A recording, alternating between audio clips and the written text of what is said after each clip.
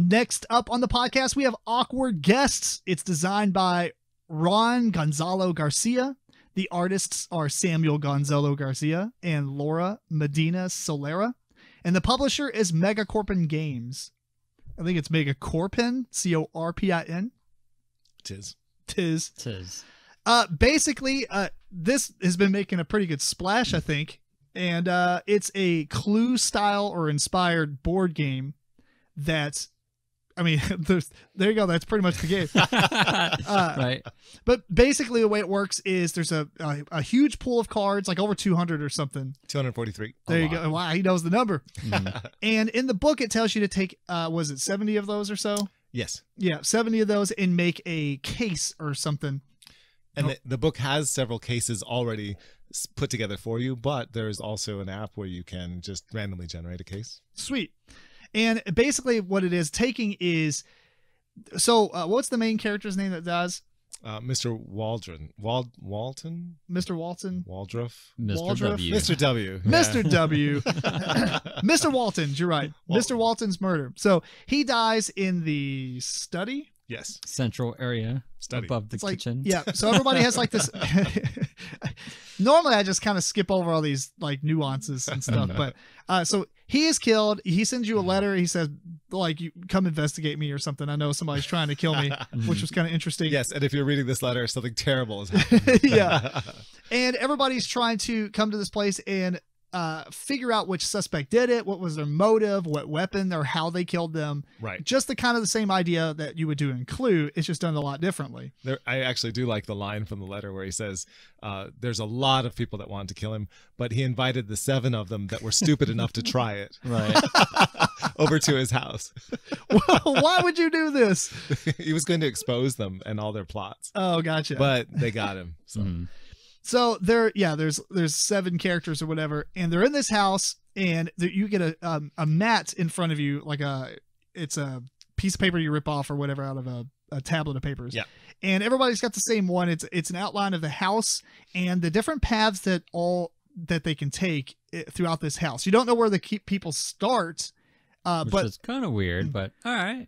You can only you're trying to figure go this one out. way Yeah. in the kitchen. There's a path, but it's used for deductive reasoning and stuff. Yeah, they'll be starting from one of 4 or 5 rooms that are on the bottom of the map. You at least know that. And they're going to go through the house to the study where they kill him, and they're going to pick up a weapon along the way. So later on, if you find out that maybe I know this person did it, and you see kind of the path they took, you can eliminate some of the weapons and motive and things like that. So, and this guy has like 24 weapons just lying around his house. He kind of deserved it at this point. You're putting a bunch of shady folk in your house that's armed to the teeth. Anyway, everybody gets 5 cards, I think, at first? 6 cards. And you're going to take turns trying to trade information. So the way that works is each card has a value, typically 1 through 3, I believe. Yes. Right. And you're going to, if it's your turn, you can offer up some information. Or sorry, there's a board out in the middle that has all the characters in the rooms. And you say, I'm looking for information from these 2 sources. You get 2 pieces, pawns to put on those spots. Yeah. Or little arrows or whatever. So maybe you want to know about a certain suspect or a specific room. And then everybody else gets to offer up information from their hand. Oh, yeah. I just realized the Kickstarter edition came with some little cat standees, Mr. Walton's cats. Oh, that's what you used for it? Yeah. I didn't know that. Yeah, because the little arrows were tiny. They're tiny. The cats are way better. Yeah, because they stand upright. Yeah. These are just like flat. So you're like, I want these 2 things of information. So if Eric has some cards in his hand that match that, he can offer those up in a pile. Well, the value of each one is added up. So maybe it equals 6. So he puts a little token on it that says 6. And everybody else around the table is doing this. And then once they're ready, I can decide who I want to trade with. Because my hand, I can trade anything as long as the value is equal to or greater than what I'm trading for. So maybe I like Eric, but I don't have 6 value worth of stuff. Well, I would, but so maybe, say he had a 7 and there's no way I could pay for it. Maybe I look to George and he has 4. So maybe I'll give him enough cards to equal 4. And then we trade those. And now you know more information. And these cards are going to say different things, like maybe no blunt weapon was used. So you can mark off all the blunt weapons. Or maybe it's some kind of rumor that the staff knew about, like Mr. whatever his name was started in this room or whatever. And the staff and the police aren't going to lie to you, but other suspects could lie to you. So if another one of the 7 characters is like, I heard that so-and-so was in the room with this other person. Mhm. Yeah. You don't know if that's actually accurate. It could be halfway true. It could be all the way true. People who are not the murderer will not lie to you, but the murderer will lie to you. Yeah. Potentially. Can Can lie lie to Yeah. to you. Mhm. Which is such a clever thing. Oh, yeah. It's Yeah. awesome. And then at a higher level of the game, you have an accomplice as well. So you have 2 people that can lie to you now. It's That's so good. crazy. So everybody gets one turn doing this kind of information trade. And at the end of the round, once everybody's had a turn, everybody will take a token in their hand and put it face out and basically reveal if you want to guess or not. If you guess and you get it wrong, you're not out of the game, but you won't be able to guess at the end of the next round. Correct. If you don't guess, then nothing happens. You just don't make a guess. And the way that works is it's handled by the app. So you can go into the app and say what your guess is, and it'll either clap for you if you got it right, and hey, you won the game, or it'll give you this wah wah sound. And Yeah. then Everybody gets to hear. Which is very satisfying to everyone else at the table. right, but the only information you get from that is realizing that what you just said has some piece of wrong information. Right. So Or you maybe can't it's all wrong. deduce from that. You know, Yeah. you could be 2/3 right, but Yeah. you don't have that last piece of information. So you're free to keep playing the game because you haven't seen the solution, which is great. Mhm. Yep. And that's pretty much most of the game. And you just keep going round after round. You get to draw new cards and such, which, you know, there's a deck of cards. I think eventually the game will force you to an end anyway, right? When the deck runs out. It will, because every time you run through that deck of cards, 3 cards get revealed publicly to everyone. Oh, that's right. So eventually, everyone's going to have Everybody's all the perfect information. right? You have to be able to solve it at that point. Mhm. Yep. Let's hope. Well, anyway, let's start with George, since it's yours. What'd you think of it? This is my favorite deduction, like pure straight deduction game at this point, and I like deduction games a lot. Yeah. I'm gonna And go opposite that and be, I typically don't like deduction type of games, but yeah, this one would be way, you know, at least one of my favorites yeah, in that genre. I like deduction games and I'm terrible at them. And this was amazing. I mean, this absolutely murders Clue. it does. I mean, truly it does. murders it in every single aspect. There is no reason. You talk about games that killed other games. This one destroyed it. It's true. Like, I can usually argue when I look at people's list on games that killed other games or murdered other games or whatever. I'm like, I don't know. I kind of like this little thing from this one. This one took everything Clue did and said, I am better than you. It is insane how good there's no player elimination. Right. You Correct. can't eliminate yourself. Right. There's in the way that information is traded in Clue, sometimes you can just waste your entire turn. Yeah, well, Clue is just basically Dumb. check a box, you know. Yeah, Mm. this one you have to actually use deduction and figure out what happened and who's lying and what do you know from other things that you know. Sometimes you're not going to get all the information and you have to sort of narrow it down to your best guess. You know, it's so Right. good. It's so Yeah. good. I'll say that is one of the downfalls for me, and it is problematic for a lot of these type of games. Is at a certain point you get enough information where you have a pretty good guess, but everybody else is kind of there as well. Oh, so yeah. it's kind of like the first to, it's like, you know, I have a 50-50. But you don't lose the game by getting But you don't it lose the wrong. game, right? But But fairly often you think you have a 50-50 and you've got something wrong. So you don't even have a 50-50 and you're could be just true. barking up the wrong tree. You know what I mean? It's just, Yeah. it's really clever. I think absolutely my favorite thing, other than the way the no player elimination, my favorite thing is the way the information is traded. That is phenomenal. Well, it kind of lets everybody be very interactive. You always are, you know, even on your turn, I'm getting more information because I'm trading with you. Now, not every time are you trading with anybody, but most of the time you are hopefully giving out at least one bit of information or a couple bits. And you do need to remember who you traded with because they might be giving that back to you. Right. Absolutely true. Which is a downside and a good side, although we try to be fairly I feel even like- with each other and not, you know. I think that's another layer of consciously- strategy you don't have to employ at first. But if Right. you're playing with the same people a lot, that would be another layer. Mhm. If Nah, you're you that asked for that good. type of question. Yeah, I couldn't remember what I traded with people. There was no way. Right. that's I'm true. trying to think of too many things at one time. Or they think you traded it back to them. And you're like, I didn't get this from you. You got it from somebody else. Right. And they're You like, play it I off. had this. Or you can play it off. Right. Exactly. It's like, oh, I didn't remember I got this from you. The only interesting thing that I would say I don't know about is the art. It's fitting, but I don't know if I actually enjoy it. It's just one sepia tone. It's like, throughout. sepia. The whole thing. Everything. Yeah, Sepia. that was a strange choice. I agree. Yeah. And yeah, It's very mysterious looking. I don't know if we need that. Maybe that's the point. Maybe it's just not to distract you from what you need to be thinking about. But Right. Yeah, maybe. But it is odd because usually you go for more of a palette, more color, and more pop. And this has nothing. It's just sepia. So it's not bad art. The art is quite well done. I agree. Yeah. I didn't look at it as a big distraction or something I didn't like about the game. But also, yeah, like you said, it's not something I'm like, oh, the art was really nice as well. Yeah. If it was in color, would it have bothered you? That's what I No. started. You said that, and I'm wondering. I don't know either. Like, oh, that's really cool. What was I thinking about? Yeah. Maybe. I think I would still preferred it to have like a brighter color palette or something really cool. Mm-hmm. But I do understand the choice because it is a mysterious old photograph style artwork, Mm-hmm. you know, so it makes sense. But at the same time, I don't know if I would have went that route. Yeah. Not upset by it. It's just really, I don't know what to think. Internally, I'm like, I don't know if I should like this, but I'm not mad. No. Yeah, it's its own thing. Like it's a unique thing for sure. Yeah.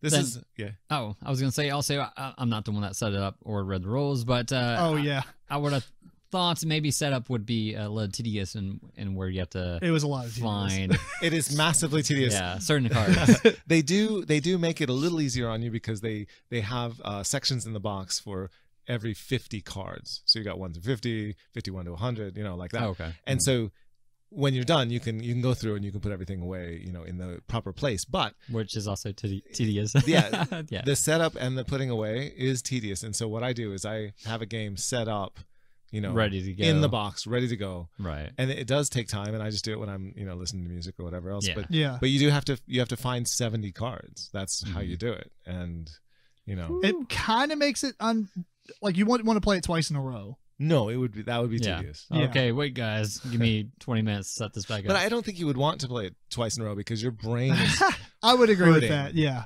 Just like, man. Actually, yeah, I probably need time between sessions so that I would forget everything that I was trying to deduce and not wrap it into the next game. Yeah. Yeah. Like, oh, wait a minute. That was the other game that all the blunt weapons are not used. Right. I really do like the fact that you have to think quite hard when you have two people possibly lying to you. Mm-hmm.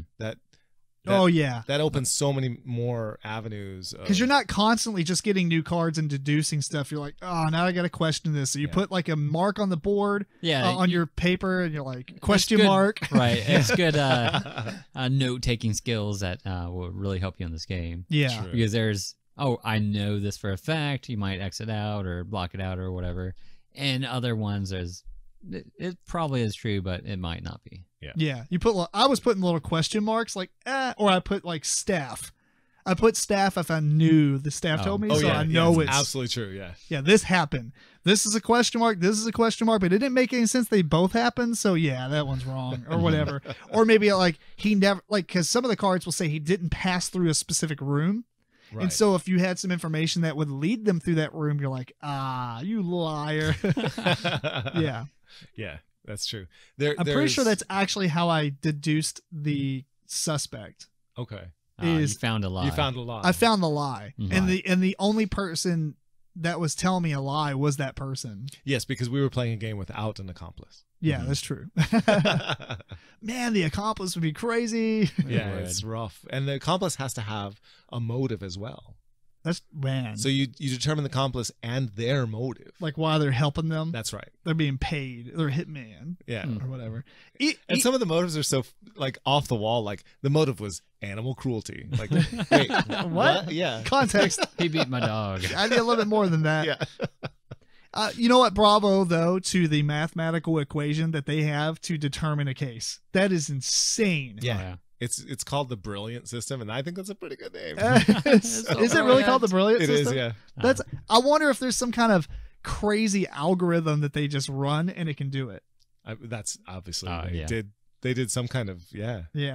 It's like I want to see the Matrix happening right here. I want to see the code come down in front of me. Right. I wonder if that takes all the fun out of the game. Like the people who made it, I wonder if they could just be like, I know these 5 cards. I know how that works. Yeah. Yeah. But to the rest of us, it's so opaque. It's great. Yeah, it's pretty phenomenal. The whole game, I think, is amazing. I agree. There's only 2 small changes that I would make. Because I house rule everything, but these are pretty minor. One is when you are, how when you're guessing, you put your hand out and cover up your token, so you reveal it at the same time. Yeah. Right. Okay. Also, when you offer cards, whether you offer cards or not, you put them out and reveal them at the same time. That way, you can't figure out, as we go around the table, you guys aren't offering any cards, so I better offer at least 1 so that this person doesn't get 3 free cards. Which never happened. I forgot that happened. Yeah, if no one offers information, then you get to just draw 3 from the deck. Right. So it's up to you what you offer or not. But if nobody offers you any information, you just get 3 right off the top. I do think, because that you bring up a good point. Not that we did it, but I can see it happening if we played the game a whole bunch. Is that, well, George put up 4. I'm just going to put up 3 because it's cheaper.